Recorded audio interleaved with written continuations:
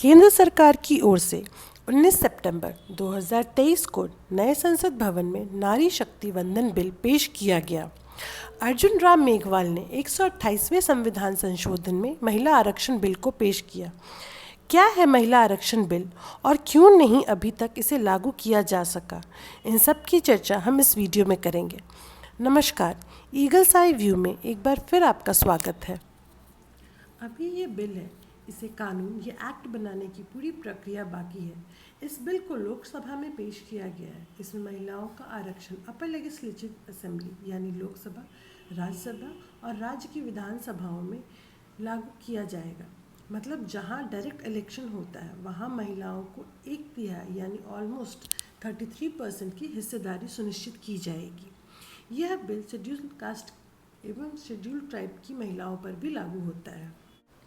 एक महत्वपूर्ण बात इस बिल में यह भी है कि यह रोटेशन बेसिस पे होगा। अब मान लीजिए कि मैं लोकसभा की जिस कॉन्स्टिट्यूंसी में रहती हूँ उसको इस साल महिलाओं के लिए आरक्षित कर दिया गया, तो अगले साल यही कॉन्स्टिट्यूंसी आरक्षित नहीं होगी, कोई और भी हो सकती है। लेकिन हाँ, टोटल आरक्षण की सीट हमेशा 33% होगी, ये ज़रूरी है। तो ये जो हुआ इसे हम रोटेशन बेसिस कहते हैं। अब इस महिला आरक्षण बिल के इतिहास को भी समझ लेना थोड़ा ज़रूरी है। भारत में महिलाओं के लिए अपर लेजिस्लेटिव असेंबली में आरक्षण की बात कोई नई नहीं है। ये बात काफ़ी पुरानी है और काफ़ी विवादित विषय रही। 1931 में पहली बार इसकी चर्चा सरोजनी नायडू जी ने की। उन्होंने यह इच्छा जाहिर की थी कि महिलाओं को राजनीति में हिस्सेदारी देने पर विचार किया जाना चाहिए।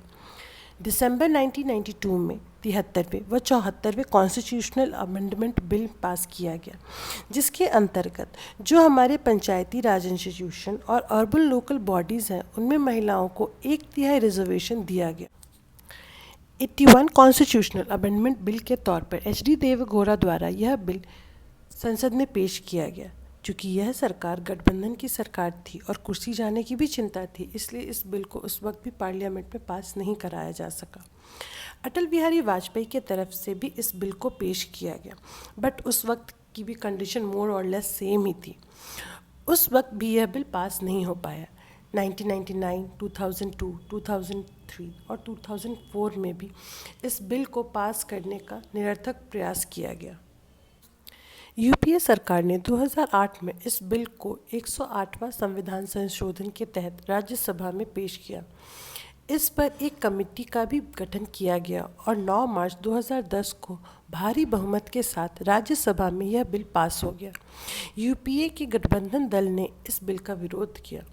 अब जाहिर सी बात है, कोई अपनी सरकार गिराकर तो बिल नहीं पास करा सकता, तो इसलिए इसकी वजह से उन्हें राज्यसभा में बिल पास हो गई, पर यह बिल लोकसभा नहीं पहुंच पाई। अब हमें महिलाओं की मौजूदा परिस्थिति अपर लेजिस्लेटिव बॉडी में भी समझना होगा। लोकसभा की टोटल सीट 543 है, ठीक है। अब इसमें टोटल महिला सांसद कितनी है? 78, मतलब 15% से भी कम। पर यह भी एक गौर फरमाने की बात है कि अब तक की सबसे हाईएस्ट है। इसके अलावा राज्यसभा में 14% है महिलाओं की भागीदारी। राज्य की विधानसभाओं में महिला 10% से भी कम सीट है, जिनमें आंध्र प्रदेश, केरला, महाराष्ट्र और उड़ीसा है। 1952 में 5% महिला सांसद थीं। नई महिला आरक्षण बिल या नारी शक्ति वंदन बिल में परिसीमन यानी डीलिमिटेशन तय की गई है। इस तरह यह बिल पुराने बिल से अलग हो जाता है। चूँकि पहली बिल 2008 में राज्यसभा में पास हो चुकी थी, तो सिर्फ लोकसभा में पास करा लेने से भी चल जाता, लेकिन चूँकि इसमें परिसीमन तय की गई है, इसलिए इस बिल को पुनः लोकसभा एवं राज्यसभाओं में पास कराना होगा। ये 128वां कॉन्स्टिट्यूशनल अमेंडमेंट के रूप में सामने आया है। इस बिल में टोटल 4 पॉइंट हमारा ध्यान आकृष्ट करते हैं। 239AA को 239 में जोड़ा जाएगा, जो दिल्ली NCR की बात करता है। दिल्ली के संविधान सभा में 33% महिलाओं के लिए आरक्षित सीट की जाएंगी। आर्टिकल 330 में 330A को जोड़ा जाएगा, जिसके अंतर्गत महिलाओं को लोकसभा में भी 33% का आरक्षण देना होगा। आर्टिकल 332 में 332A ऐड किया जाएगा और महिलाओं को राज्य की विधानसभाओं में भी 33% आरक्षण देना होगा। आर्टिकल 334 में 334A को जोड़ा जाएगा और जिसके अंतर्गत अधिनियम बना के 15 साल तक इसे लागू करना होगा और इसके बाद इस पर पुनः विचार किया जाएगा। अब बात करते हैं पॉइंट ऑफ कॉन्फ्लिक्ट की। इस बिल को 2026 से लागू किया जाएगा और यही इसके विवाद का मुख्य विषय है। तो अगर ये बिल पास भी हो जाता है और ये एक्ट बन जाता है तो अभी इसे लागू नहीं किया जाएगा, क्योंकि 84 कॉन्स्टिट्यूशनल अमेंडमेंट के तहत 2002 में जिसे पेश किया गया था, जिसमें इस बात पर चर्चा हुई थी कि 2026 तक लोकसभा और राज्यसभा में सीटों में कोई भी फेरबदल नहीं किया जाएगा। भले बिल आप पास करा लो पर इसे लागू 2026 के बाद ही करना होगा। तो 2026 के बाद 2027 में टोटल 8 राज्यों में विधानसभा की सीटों पर चुनाव होना है और 2029 में लोकसभा का चुनाव होगा। तो उस वक्त इस बिल को लागू करना होगा।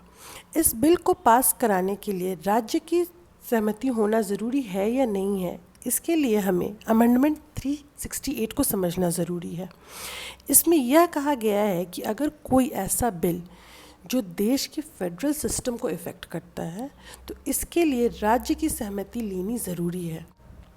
इस बिल में लोकसभा, विधानसभा और राज्यसभा की सीटों पर चेंज होगा, मतलब इसका डायरेक्ट असर विधानसभा की सीटों पर होगा। इसलिए दोनों सदनों के साथ साथ राज्य की भी सहमति होनी ज़रूरी है। पर महिलाओं को सिर्फ संसद में जगह देने से महिलाओं का एम्पावरमेंट नहीं होगा। इसके लिए बहुत ज़रूरी है कि हम उन्हें educational, financial and most important health ground पर भी स्ट्रॉन्ग करें। आपको ये वीडियो कैसा लगा ज़रूर बताइएगा और प्लीज़ मेरे चैनल को लाइक, शेयर और सब्सक्राइब कर लीजिएगा।